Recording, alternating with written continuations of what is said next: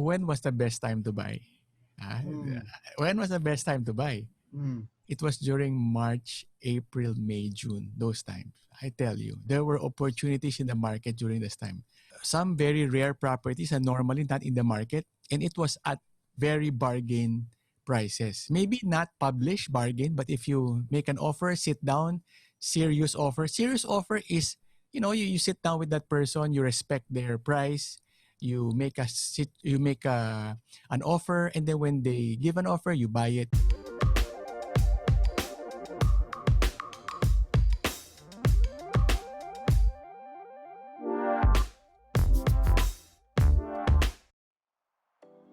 Hi guys, we are back with Carl D after 5 to 6 months of him avoiding me, or not being in the channel. He's back once again. If I remember it properly, when we were doing the videos, it was June so pa-start pa lang ng GCQ at that time from MECQ, and now we are in December, almost 9 months since the lockdown started.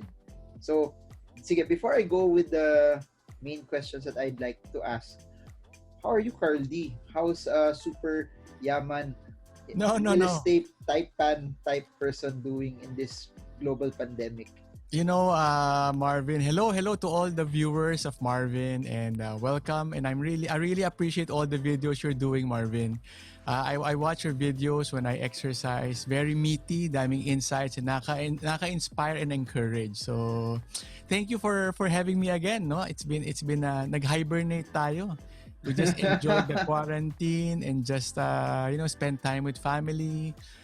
And now it's been 9 months, Kaya house real estate after 9 months of COVID. So chill ka lang, you weren't doing anything, swimming lang, ganun, or?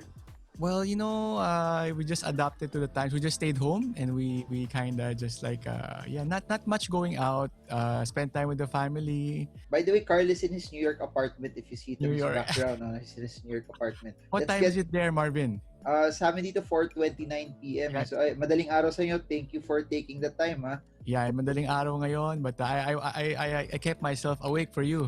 When the lockdown started and it was February, March, we were thinking that number one, prices of real estate were too high. Then suddenly the lockdown came in. Parang people were saying, because of this, because of the fast movement of property the past 2 years, baka the real estate market would crash. Pero we're 9 months in. There's no crash happening. I have not seen, at least on a systemic level, the crashes that we've seen in other countries that have been affected by this pandemic.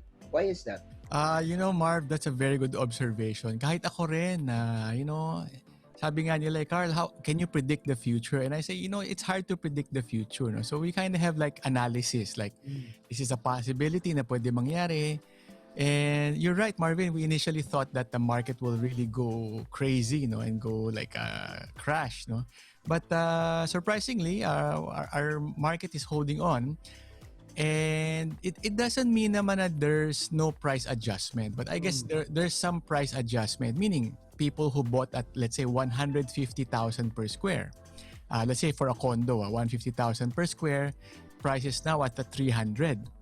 And when somebody offers to buy it for 250, 235, they're open to sell na kasi they made the good profit naman because their cost is lower. The past 9 months of quarantine, ano bang mga nangyari? Yeah, it's hard to put into words. No? It's the first time that these things happen. I was with my friends nga sa Viber kanina, and there was a group picture. Like 40 people in one picture. Sabi ko, hindi na yata mangyayari ngayon yung ganun na picture taken tayo na so close to each other. So far, thank you Lord na our prices are holding up, no? But for people who are listening, how do you analyze real estate? How do you know if it will crash or not, Marvin? Well, I think the desirability by the human, the person behind is number one. Kung yung property mo ay not well made, and hindi siya desirable, then pangit yung location, walang growth, then definitely that specific property will go down in value. But if your property is in a good location, good yung environment, it's safe, people are okay, then it's probably gonna hold its value. But I think a slight adjustment, just parang sa negotiation table, meron naman. And it's good. It's good for buyers and both buyers and sellers. Kasi like dati ang buyer, you need extremely high prices to buy. Ngayon medyo mas reasonable. And then si seller naman, ayun, naliliquidate niya asset niya. So okay naman. Is the parang fluctuation and the volatility you mentioned, si buyer binili niya ng 150, 300, naging 250 na lang. Yep. It's in the secondary market, not really something if you want to buy from the developer. Wala ka nakikitang adjustment of prices there kasi nakita ko ginagawa lang nila, the terms are more flexible but it still stays the same eh. There are two types of supplies. One is the secondary market, the resale by owner, and one is the developer. So they will both move in very different directions. Kasi yung resale by owner, most of the time wala naman terms yan, di ba? And kung meron man, it's through the bank. And yun ang mas flexible to adjust ng base price.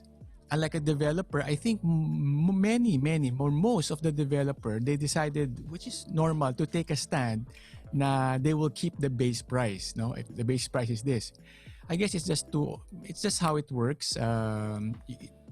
Adjusting prices might not be the best strategy in a situation like this, diba? So, but I admire all the developers and they've made it more affordable. Why did they made it more affordable with lower monthly, lower down payment? Because number one, they are responding to the market. The market is worried, they're fearful. How do you combat that fear? Diba? By doing a sale, diba? Maraming method naman of doing a sale, Marvin. I know you go to shopping with Yvonne regularly, diba? And Shopee, Lazada does it every month, 10, 10, 11, 11, 12, 12. It's a strategy, it's a marketing strategy to make it easy. Again, behind each property, behind every stock is a person, is a human like you and me who has emotions. So I admire what the developers did. They made it easy for people to enter the property market. And it's good kasi, you know, Marv, hindi naman lahat ng tao financially affected during this COVID. Diba? Ikaw, super not affected. Comment below if it's not affected. I mean, we're affected by the COVID, but people like Marvin Guillermo, Randall Tiong, so, you know, they thrive in this COVID. Sobra. It is what Marvin and Randall calls the opportunity of a lifetime. This is what Marvin and Randall has been preparing for. What they call the transfer of wealth. Grabe ka. Teka. But we'll go there, Marvin. Interesting, no? That concept of transfer of wealth. So before that, I will close my question. Now, yeah, the developers, I like what they did. They kind of kept the business afloat by giving terms. And you know what? Before, I would remember, if you want to buy a land, you need like 80,000 a month. 90,000 a month. Ngayon, 35,000, that same property. So, it's more affordable for people like me na naghahanap ng good For you, baka for people like me. Lamig dito sa New York, Marvin. Ang daming opportunity. If you were in my shoes and you're monitoring the property market, it may not be price, but it's cash out. Ang daming opportunities. And people who came to me, to my coaching, our clients, we do private Zooms for them, where we share with them what's happening in the market, and they were able to capture good buys. Oo. So good buy, Marvin, to close is not just naman price. Minsan it's a scheme. And minsan, ito Marvin, hindi ito palagi pinag-usapan. It's about supply. Meaning, there are properties out there that on a normal day, it's not for sale because it's doing well. But now, because the pandemic is now for sale, so you can buy it. Maybe at regular price. Pero yung opportunity of a lifetime to buy it, it's here. So we have seen people who have grabbed those opportunity, maybe at regular prices, but it's now for sale, na dati hindi for sale. Yon, Marv. Ilan yung nabili mo during the pandemic? That's number 2 from someone who's in the at least property sell side. Have you seen ano nagbago from the transactions from March to December? Dumami na ulit back as compared to the second quarter of the year? Oh, definitely. You know, Marv, that's a very good question. When was the best time to buy? When was the best time to buy? It was during March, April, May, June, those times. I tell you, there were opportunities in the market during this time. some very rare properties are normally not in the market, and it was at very bargain prices. Maybe not published bargain, but if you make an offer, sit down, serious offer. Serious offer is, you sit down with that person, you respect their price, you make an offer, and then when they give an offer, you buy it. That's a serious. What you don't want kasi is to throw an offer in the air and then not push through with it. No, that's medyo what do you call that? It can be discouraging or hurtful for the other party. So I tell my friends, if you're in the position to buy, ideally, and the other person is really in need of selling, don't play around with them. Don't play with price. Don't make an offer and then back out of it kasi it's emotionally disturbing for somebody who needs to sell. So yeah, good. We were able to acquire some properties during that time. Grabe. And we were able to sell also some properties at that time. Diba? So we sold, we bought, we like transfer, exchange different types of properties. The developer's point of view, I think now is a good time. March, April, May, June, the developers were like freeze Parang wait and see sila. And then when one developer started to offer flexible rates, sumunod na rin yung isa. So it became a buying opportunity for clients who are financially in excess at this point. So people ask me, Carl, is it a good time to buy right now? It depends on you. If you are financially in excess, then there are opportunities. If you are financially not in excess, then you just sit and wait it out. The developers are rushing to close this year their books. So if you were to, I think the schemes right now, are they're most flexible in this whole quarantine because hinahabol nyo in December. So it's safe to say nasa mga 800 yung nabili mo no the past 9 months. Titles lahat. No. Anyways, the best deals were March, April, May. And I really believe that no. We were with Buds Wenceslao, the video prior to this. He said that maximum fear, maximum opportunity, and that's what the March, April, May, June also was. A lot of people were scared. Now that we are in December, yep. We're still in a recession. We still don't know how long it will last. And then today, I just read an article that the Pfizer vaccine has been approved for use already in London. So they're the first one. Nauna pa sila sa States. Given that less of the unknown has been taken out, is it still are there still good opportunities, or do you think that yung pag-weigh ng risk-reward of buying now versus the risk and also the upside, how would you rate it? Guys, people who are watching this video, sabi nga nila, you can tell how smart a guy is. Sobra. Not through their answers, but through their questions. Sobra. Agree? But guys, comment naman kayo below if you're enjoying this show. And if you have questions, guys, we wanna keep this show regular with Marvin. But we need all these questions to keep us going. Kasi pag walang nagtatanong ng question, feeling namin walang interested, di ba? Pero pag maraming questions sa comment, please type it below. It's very hard to answer your question. If it's a good time to buy now, Carl. If it's a good time to buy yesterday, it's a good time to buy tomorrow. As a property investor, guys who are viewers, for first time viewers, hello mga ka-Marvin, ka-Stock Smarts. I don't know any other thing, mga viewers. Wala naman ako alam sa stock market. Pang matatalino yan, nosebleed yan. Wala naman ako alam sa mga what do you call the value investing. All I know is property. So for people like us who are very much heavy on property na hindi balance ang portfolio. I don't have a balanced portfolio. My portfolio is mostly property. It's not when to buy. It's like the opportunity are just there every day. It's always there. There's always opportunity there. And you have to remember, guys, in school, if you study hard, you get a good grade. But in life, if you keep on studying about property and don't buy one, you'll never enjoy the benefits of the cash flow, of the capital appreciation. And I was talking to my wife a few days ago. I told my wife, the windfall, the wins that we have right now is because once in our life, we took a risk and buying something. So yung napaka siya,